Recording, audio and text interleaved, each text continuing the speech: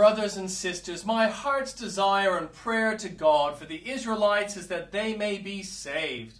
For I can testify about them that they are zealous for God, but their zeal is not based on knowledge. Since they did not know the righteousness of God and sought to establish their own, they did not submit to God's righteousness.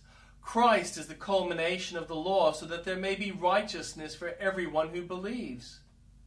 Moses writes this about the righteousness that is by the law. The person who does these things will live by them. But the righteousness that is by faith says, "Do not say in your heart, 'Who will ascend into heaven?' That is, to bring Christ down. Or who will descend into the deep? That is, to bring Christ up from the dead. But what does it say? The word is near you. It is in your mouth and in your heart." That is the message concerning faith that we proclaim. If you declare with your mouth Jesus is Lord and believe in your heart that God raised him from the dead, you will be saved. For it is with your heart that you believe and are justified, and it is with your mouth that you profess your faith and are saved. As Scripture says, anyone who believes in him will never be put to shame. For there is no difference between Jew and Gentile. The same Lord is Lord of all and richly blesses all who call on him. For everyone who calls on the name of the Lord will be saved.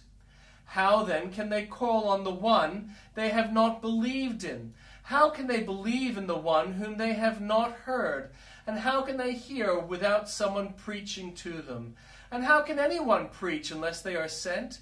As it is written, "How beautiful are the feet of those who bring good news." But not all the Israelites accepted the good news. For Isaiah says, "Lord, who has believed our message?" Consequently, faith comes from hearing the message, and the message is heard through the word about Christ. But I ask, did they not hear? Of course they did.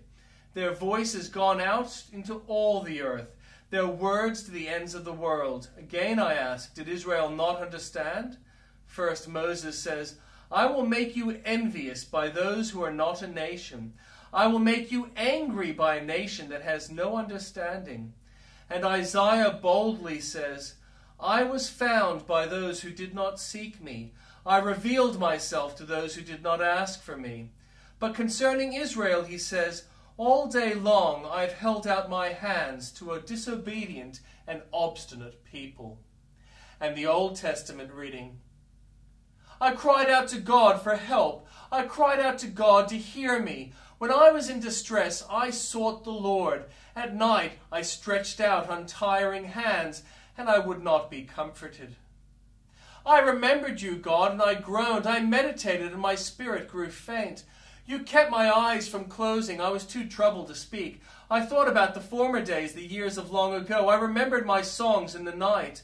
My heart meditated, and my spirit asked, will the Lord reject forever? Will he never show his favor again? Has his unfailing love vanished forever? Has his promise failed for all time? Has God forgotten to be merciful? Has he in anger withheld his compassion? Then I thought, to this I will appeal. The years when the Most High stretched out his right hand, I will remember the deeds of the Lord. Yes, I will remember your miracles of long ago. I will consider all your works and meditate on all your mighty deeds. Your ways, God, are holy. What God is as great as our God? You are the God who performs miracles. You display your power among the peoples. With your mighty arm you redeemed your people, the descendants of Jacob and Joseph. The waters saw you, God. The waters saw you and writhed. The very depths were convulsed. The clouds poured down water. The heavens resounded with thunder. Your arrows flashed back and forth. Your thunder was heard in the whirlwind. Your lightning lit up the world. The earth trembled and quaked. Your path led through the sea, your way through the mighty waters. Through your footprints were not seen. You led your people like a flock by the hand of Moses and Aaron. My people, hear my teaching.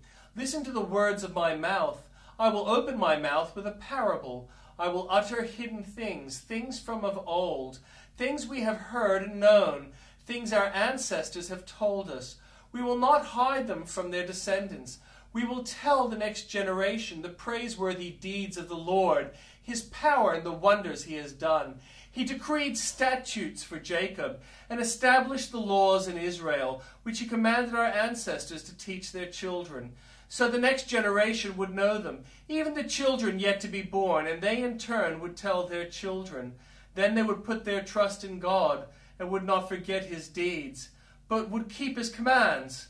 They would not be like their ancestors, a stubborn and rebellious generation whose hearts were not loyal to God, whose spirits were not faithful to him. The men of Ephraim, though armed with bows, turned back on day of battle. They did not keep God's covenant and refused to live by his law.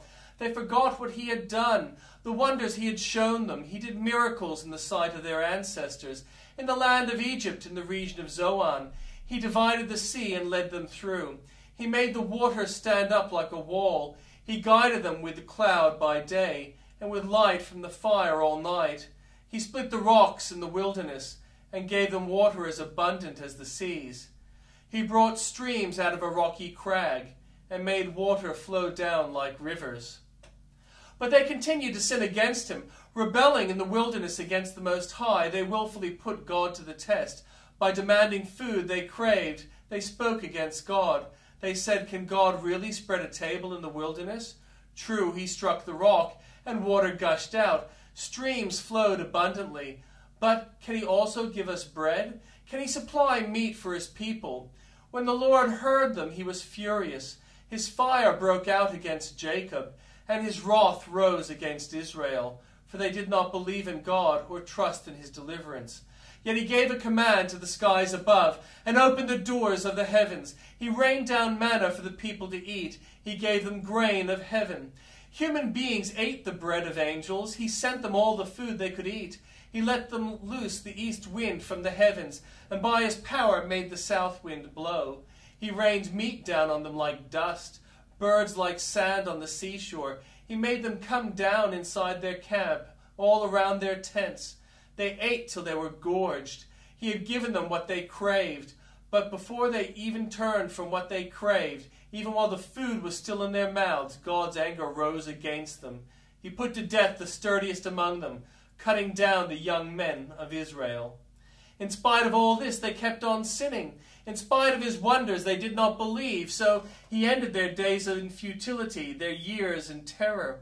Whenever God slew them, they would seek him. They eagerly turned to him again. They remembered that God was their rock, that God Most High was their Redeemer. But then they would flatter him with their mouths, lying to him with their tongues. Their hearts were not loyal to him. They were not faithful to his covenant. Yet he was merciful. He forgave their iniquities and did not destroy them. Time after time he restrained his anger and did not stir up his full wrath. He remembered that they were but flesh, a passing breeze that does not return. How often they rebelled against him in the wilderness and grieved him in the wasteland. Again and again they put God to the test. They vexed the Holy One of Israel. They did not remember his power, the day he redeemed them from the oppressor, the day he displayed his signs in Egypt, his wonders in the regions of Zoan. He turned their river into blood. They could not drink from their streams. He sent swarms of flies that devoured them, and frogs that devastated them. He gave their crops to the grasshopper, their produce to the locust. He destroyed their vines with hail, and their sycamore figs with sleet. He gave over their cattle to the hail, their livestock to bolts of lightning. He unleashed against them his hot anger, his wrath, indignation, and hostility, a band of destroying angels. He prepared a path for his anger, and did not spare them from death, but gave them over to the plague. He struck down all the firstborn of Egypt, the first fruits of manhood in the tents of Ham.